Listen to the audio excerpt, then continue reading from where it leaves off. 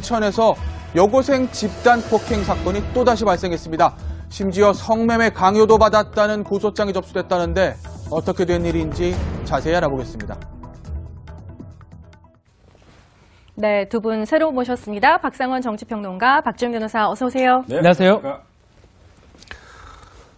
자, 앞서 말씀드렸듯이 인천에서 또 어마어마한 사건, 굉장히 놀랄만한 사건이 발생했는데요. 맞습니다. 박지훈 변호사, 사건 내용을 좀 정리 좀 해주세요. 고등학생입니다. 인천의 여고생인데요. 얼굴을 알아볼 수 없을 정도로 구타를 당했고요. 아, 그 네. 당한 이유가 이 남성이 20대 남성이 있고 예. 그 남성과 관련된 여고생 여자친구로 표현될 수 있는 네 사람한테 이제 감금당해서 폭행을 예. 당했고요. 심지어는 예. 돈을 못 갚았다는 이유로 성매매까지 네. 강요했던 아이고. 사건이 발생했습니다. 그런데 성매매를 강요해서 성매매를 하러 나갔는데 이 성매매를 하려 했던 남성이 이 피해자의 얼굴을 보고 신고하는데 도움을 줬다는 그렇죠. 얘기네요. 성매매 이제 하려고 이제 해는 상황에서 그걸 알아봤던 예. 사람이 예. 이제 문제가 있다고 판단을 하고 이제 경찰에게 신고라든지 고소가 좀 가능한 상황이고 예. 이 A 양의 이제 부모님을 통해서 고소를 했고요. 예. 네.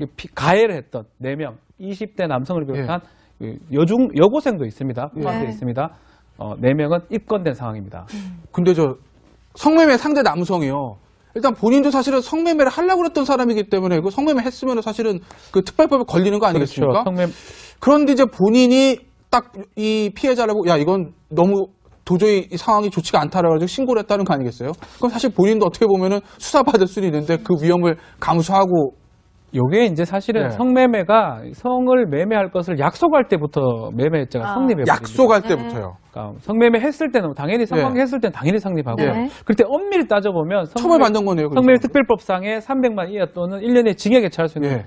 범죄에 해당하긴 하는데 예. 그래서 요 경우는 조금 달리 봐야 되지 않을까 생각이 들어요. 예. 그러니까 성매매를 하기보다는 예. 어쩌면 그 장소에서 봤기 때문에 포기를 했기 때문에 예. 우리 미수라고 표현하기는 좀 그렇지만 예. 일단은 입건은 안 하지 않을까 생각이 듭니다. 네. 간대하게 처분을 할 것이다. 그렇습니다. 예. 네. 그럼 앞으로는 어떤 조치가 지금 가해자들한테 취해지게 되죠? 일단 20대 남성하고요. 네.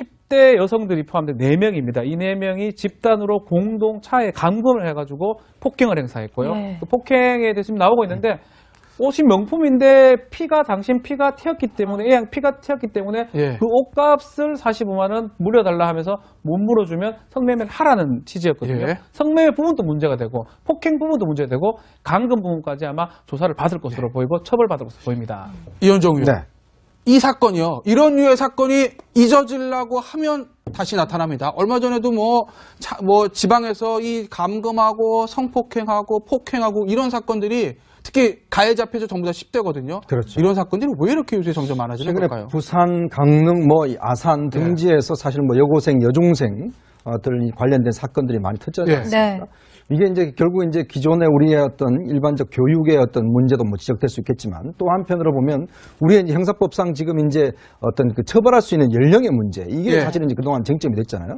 그래서 정부에서는 사실 그동안 이제 많은 요구를 한 게 실제로 이 연령을 좀 낮춰야 된다. 예. 실제로 요즘 보면 여중생들이 더 무섭다고 이야기를 하지 않습니까? 네. 그렇죠. 그렇기 때문에 실적으로 이걸 그냥 촉탁소년이라 해서 그냥 처벌을 면하게 할 게 아니라 진짜 이걸 좀 처벌 영향을 좀 내려야 된다. 이런 견해가 있었는데 예. 문제는 아직까지 이게 지금 국회나 정부의 정치권에서 해결되지 않고 있습니다. 예. 네. 그래서 이 문제를 또 해결돼야 될 것 같고 문제는 또 우리 공교육 시스템이 사실 어떤 면에서 보면 상당히 이제 붕괴된 그렇죠. 그런 상황이에요. 네. 예. 이제 그렇다 보니까 사실은 이제 이 범죄가 좀 여중생까지 또 초등학생들까지도 사실 확대되고 있는 상황 같습니다. 네.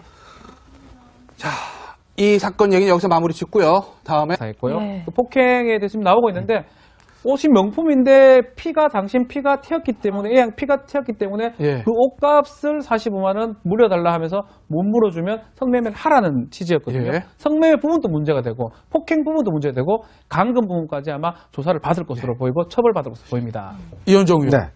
이 사건이요. 이런 류의 사건이 잊어지려고 하면 다시 나타납니다. 얼마 전에도 지방에서 이 감금하고 성폭행하고 폭행하고 이런 사건들이 특히 가해자 피해자 전부 다 10대거든요. 그렇죠. 이런 사건들이 왜 이렇게 요새 점점 많아지는 최근에 걸까요? 부산, 강릉, 성매매 했을 때는 당연히 성관계 했을 때는 당연히 성립하고 네. 그때 엄밀히 따져보면 처벌받는 거네요. 성매매 특별법상의 300만 이하 또는 1년의 징역에 처할 수 있는 예.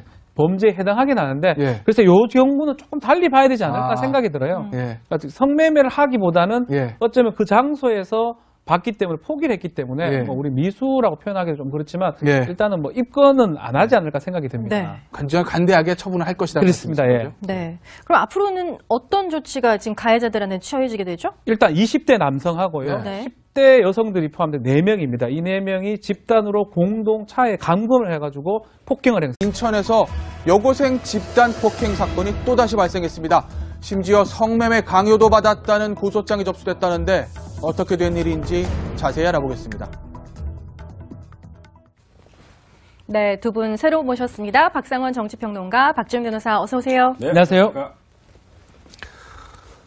자, 앞서 말씀드렸듯이 인천에서 또 어마어마한 사건, 굉장히 놀랄만한 사건이 발생했는데요. 맞습니다. 박지훈 변호사, 사건 내용을 좀 정리 좀 해주세요. 고등학생입니다. 인천의 여고생인데요. 얼굴을 알아볼 수 없을 정도로 뭐 구타를 당했고요. 아, 그 네. 당한 이유가 이 남성, 20대 남성이 있고 예. 그 남성과 관련된 여고생 뭐 여자친구로 표현될 수 있는 4사람한테 이제 감금당해서 폭행을 예. 당했고요. 심지어는 예. 돈을 뭐 못 갚았다는 이유로 성매매까지 네. 강요했던 아이고. 사건이 발생했습니다. 그런데 성매매를 강요해서 성매매를 하러 나갔는데 이 성매매를 하려 했던 남성이 이 피해자의 얼굴을 보고 신고하는데 도움을 줬다는 그렇죠. 얘기네요. 성매매 이제 하려고 이제 해는 상황에서 그걸 알아봤던 예. 사람이 예. 이제 문제가 있다고 판단을 하고 이제 경찰에게 뭐 신고라든지 고소가 지금 가능한 상황이고 예. 이 A 양의 이제 부모님을 통해서 고소를 했고요. 예. 네.